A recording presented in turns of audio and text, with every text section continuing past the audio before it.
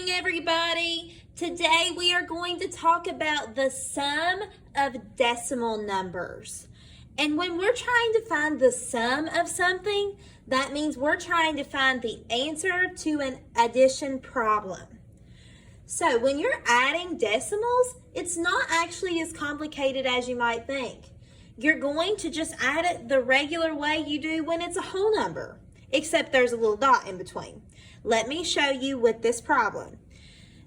Before you will see 2 5/10 plus 4 6/10. The first thing you need to do when you are adding up decimals is drop that decimal point down. Notice how I'm keeping great handwriting. I've got my decimals all in a line. I'm not writing my 4 6/10 all the way over here. I'm not putting my decimal point over here. I'm keeping it straight. That is a really important thing when you are talking about adding decimals. So I brought my decimal point down, and now I just add like I normally would. And you guys know how to add. This is just a review. 5 plus 6 is 11. Put the 1 down. Carry that 1 up here. 1 plus 2 is 3. 3 plus 4 is 7. My decimal point's up at the top. But 7 1/10 would be my answer. All right, everybody, let's try this next problem. Here we have 8 75/100 plus 6 43/100. Those decimals are in a nice line. I'm going to put mine down here.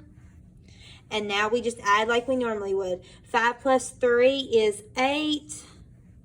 7 plus 4 is 11. Put the 1 down here. Carry that tens place. 8 plus 1 is 9. 9 plus 6 is 15.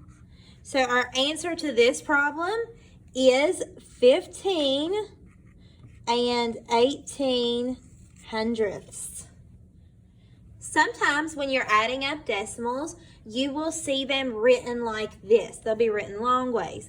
And you might freak out and you might say, oh my gosh, I don't know what to put on the top, what to put on the bottom. Well, first of all, you always put the number on the top that has the most digits. And so in this case, it happens to be bigger and it has the most digits. It's 6 34/100. So we put 6 34/100. And now we have to add that to 3 8/10. When you are writing it up and down so that you can add, always keep those decimal points lined up, okay? So wherever the decimal point is for the top number, it needs to be there for the bottom number. So now my 1's place is lined up and my 10th place is lined up and my 4's out here. That's okay. Do not write it like this. Sorry, my handwriting's not the best. See how these decimal points aren't lined up? It's confusing. Keep them straight, okay? Keep it lined up. Keep every number lined up with the number that represents its place value. So the ones with ones and tenths with tenths. So now we add that up just like any other problem. Drop your decimal point. 4 plus nothing is 4. 3 plus 8 is 11. Put the 1, carry that 1. 1 plus 6 is 7. And 7 plus 3 is 10. So my answer is 10 14/100. Now we have another problem written in this long way, and we need to write it up and down so that we can solve it properly.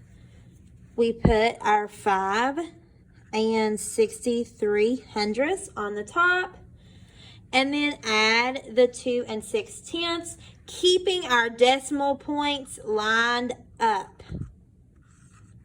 Okay?